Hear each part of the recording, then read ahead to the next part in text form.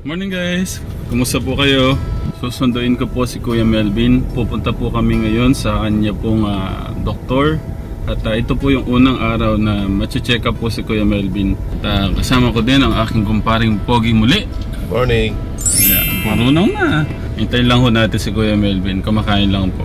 May mga time pa rin po kasi na ano po si Kuya Melvin yung sumpong. Yun po yung kailangan po natin matanggal guys sa kanya. Yung paminsan-minsan sumpong. At sana po no, pag-pray po natin na tuloy-tuloy po ang paggaling po ni Kuya Melvin. Naniniwala ako muli guys na talagang meron po siyang mission dito sa ating mundong ibabaw para din po sa mga kababayan po natin. Morning Bin! Morning Kuya! Kumusta ang umaga Kuya Bin? Mabuti. Nakaporma parang akit ng ligaw Kuya Bin Oh. Okay sana kumare no na okay na lahat tapos Plano namin. akit tayo ng ligaw sa ano liniligaw ni Kuya Bin. Meron na nga akong pinapaligawan sa kanya. Ano na siya, may ka-online na pinapakiusap ko para... Magandang balita yan Yung... Oo. Tumitibok. May inggan talagang maganda naman talaga. Tumitibok ang puso. Yun lang pala yung ano sa kanya eh. Yung tumibok yung puso. Baka naman saktan uli si Kuya Melvin. Ay, hindi. Hindi na. Hindi. Sabi nga nung ka-online niya kakain daw sa oras at saka matulog ng marami. Wow, sweet naman yan. Alam niya yung kalagayan ni Melvin, napapanood eh. Sabi niya, pagaling daw siya. May spark naman ba kay Kuya Melvin yung kausap niya? Meron. Magandang balita yan. So sa'yo Kuya Bin, turing mo sa amin, pamilya na. At yun lang talaga ang masabi. Natutuwa ako doon ang turing mo sa amin talagang pamilya na. At ganun din naman kami sa'yo no? Lagi mo lang iisipin yun na you're part of our family na ngayon. No Kuya Lito? Okay. Sabi ko, baka dito ka na ako makabuo ng pamilya sa amin. At kahapon naman guys, nakausap ko siya. May isa siyang gamot na sabi ko, gusto mo palitan natin yung isa mong gamot. Okay daw. At timing naman po na ito pong first schedule po niya sa kanya pong doktor ay sana po mabigyan po ng talagang ito na. Baka ito na po sana. Ano yan Kuya?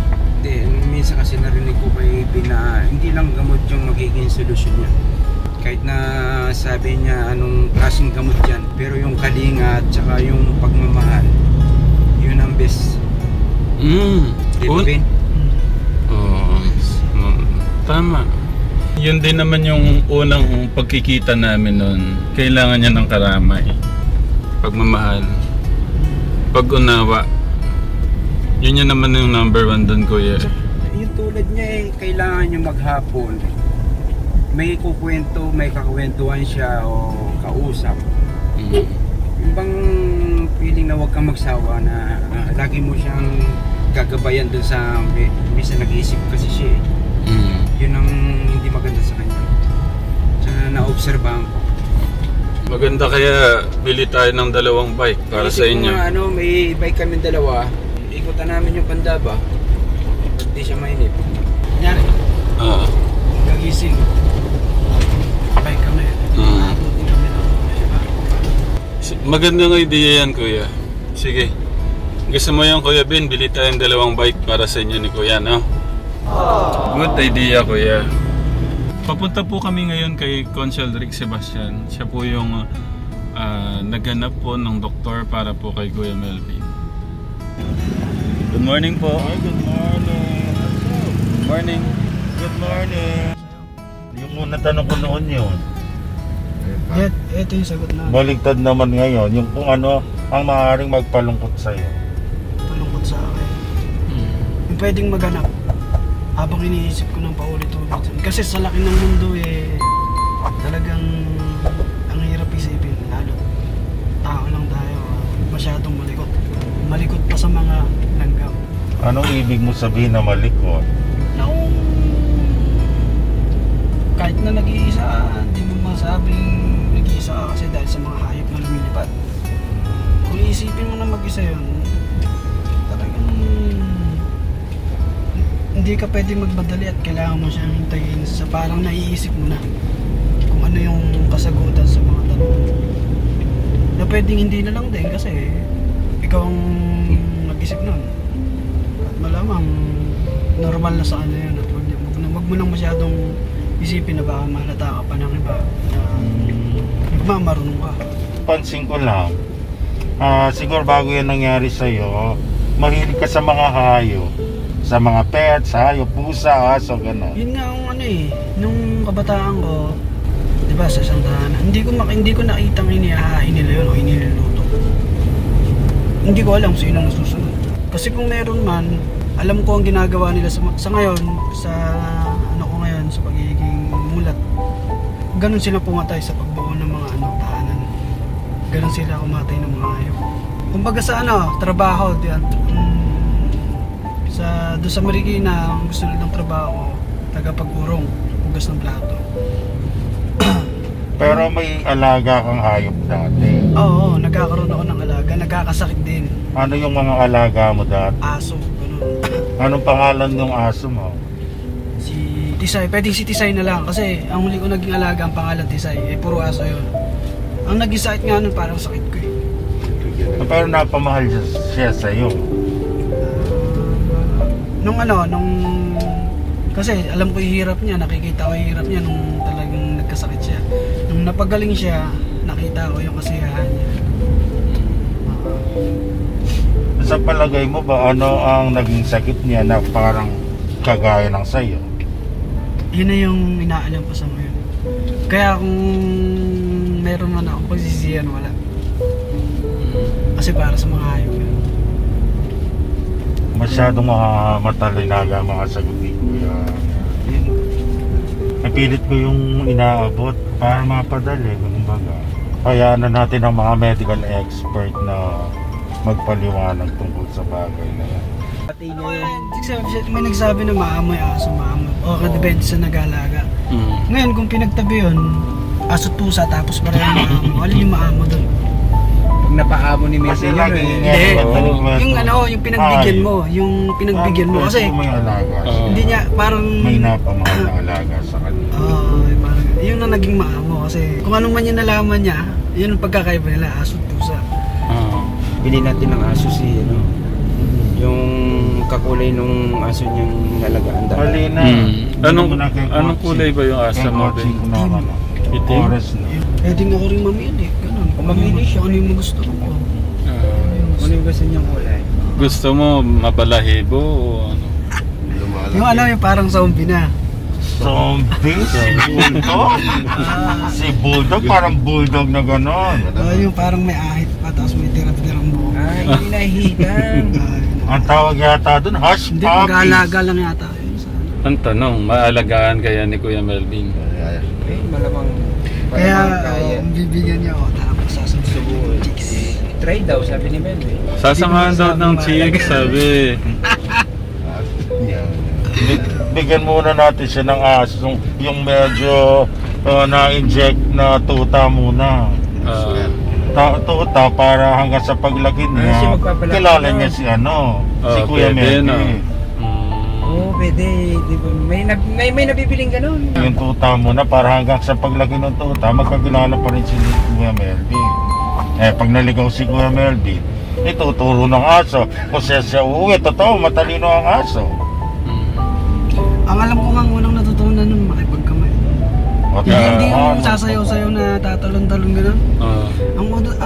Kung matalino ka talagang tao at mahilig ka sa hayop, yun lang talagang naituro mo dun, makipagkamay. Magiging trainer pa siya, malay natin. Siyempre, kailangan may inspirasyon si Kuya Melvin. Unang-una po sa lahat yung babaeng maganda at mabait. Yung kayang unawain si Kuya Melvin. Yung bibigyan ng maraming anak si Kuya Melvin. Tama ba yan, Kuya Ben? Hindi, may anak na ako. Saka asawa. Pwede ba malaman yung pangalan ng anak mo, Kuya Ben? Ang pangalan ng anak ko ay si Kyle. K-Y-L yata. Basta di ko na malaman. Basta Kyle. Hindi ko alam na nagkaanak sila. Hindi sinabi. K, tsaka Y at sa dulo. Mga ilang taon na ba Melvin yung anak mo? Ay, hindi ko na alam. Hindi ko na alam. Kasi nung umalis ako bunti na ako. Kaya hindi ko alam.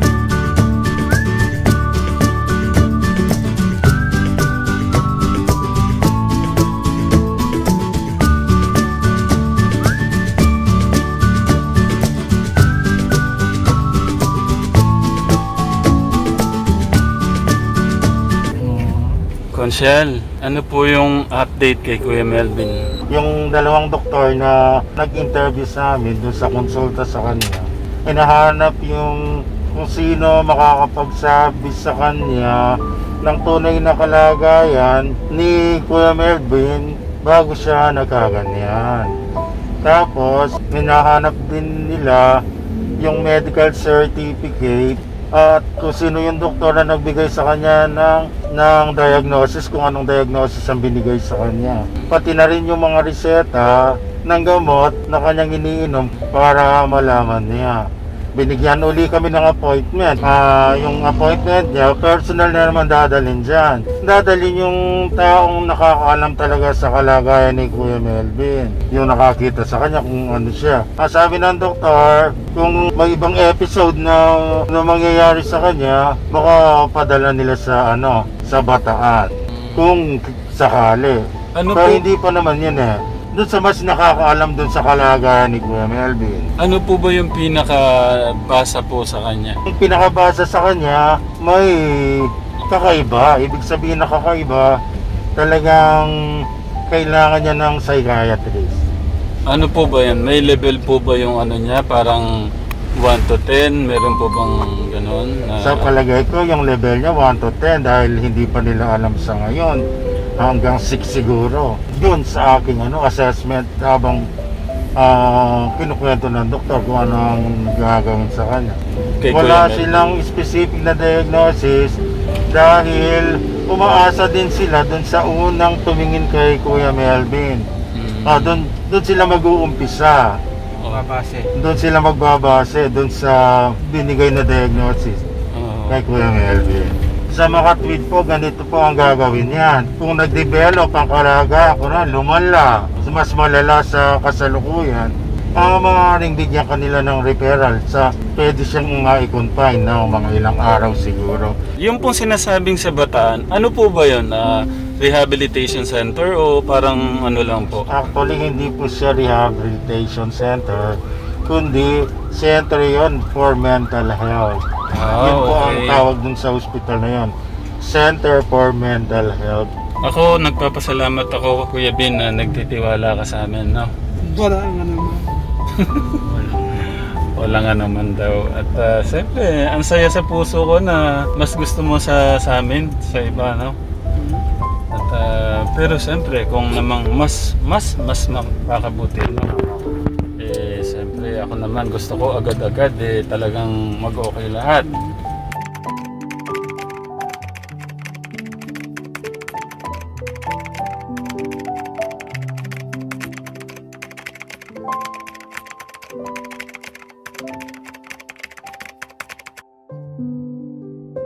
Yung number ko pala ibibigay sa'yo ni kaibigang Nardo.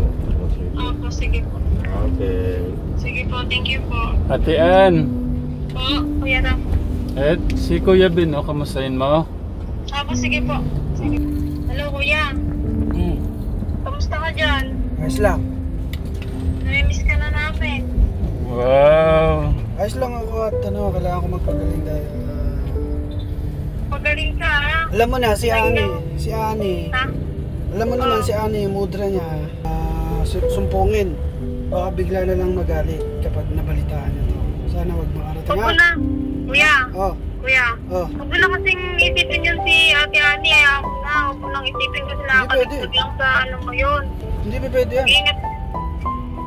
Ha? Hindi pa pwede. Kailangan ko magpagaling. Ate Ann, sino si Ani? Yun po yung ano Kuya Ram, yung babae po na napangasawa po ni Gian, napakasalan po niya dati. Ay, okay. Sorry. Oo, kalimutan mo na yan, kuya. Eh? Kaya nga po, kaya nga po, lagi nga po namin sinasabi na malimutan na kasi hindi nga po nakakatulong sa kanya. Hinahanapan na namin ng iba. Meron na, sabi ni Kuya Lito. Bago na si Melvin. Oo, sa'yo ni Ate Ann. Masaya ka ba, Ate Ann, na meron ng bago? Opo, kung yan po yung, syempre gusto rin po namin na magkapamilya po si Kuya balang araw po. Oo, siyempre ako din. Yan din ang gusto ko. Kung kay Ani lang naman, ipaparamdam ko pa rin yun. True love niya. True love niya talaga. Hindi niya basta-basta pala makakalimutan yung asawa. Opo. Kailangan pala yung ibibigay ko kay Melvin. Magaling. Yung magaling at makakayang kalimutan si Ann. Meron po sakali po na kung pwede na po kami pumasyal dyan, pwede po kaya namin puntahan si Kuya Melvin. Oo, pagka po kung walang masasakyan papunta dito, edi kung maseto natin yung pauwi nyo dito. Sige po, sir. Miss na din kayo ni Kuya Melvin kaya. Kuya Bill. Oo nga po, Miss lagi nga po namin inaabangan yung live niyo po, nanonood po kami lagi ng live po. Magpagaling ka garot Kuya lagi kang magpipray, lagi ka namin pinagdarasal. Love na love ko ni Ate Leslie. Laging nasa isip ka nila. Nag-aalala sa'yo. Opo, syempre Kuya Ram, alam naman po namin yung kalagayan po ni Kuya Melvin. At kumusta naman si Tatay Kalika? May trabaho po siya ngayon wala po siya dito sa bahay. Okay naman siya. Yes. Opo, pero okay naman po siya.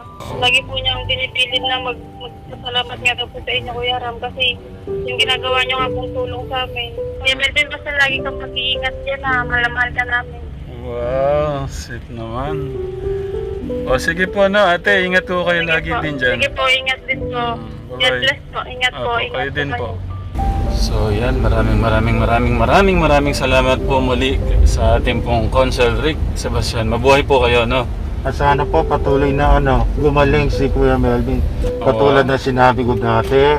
Sa pangalan po ni Mayor Rene Maglangke at ni Consejera Doña Sala, laging bukas ang pintuan ng munisipyo para sa inyong lahat. Wow, kasarap naman pakinggan yung Consel, Bahala na po ang ating Diyos sa inyo, Patuloy lang po tayo manalangin sa ating pong mga kababayan na dumadaan po sa ganitong pong pagsubok. Salamat din po muli sa inyo pong wala pong sawang pagmamahal at suporta po sa channel natin guys. Pagpalain po tayo ng ating Diyos. Mag-iingat po kayo lagi.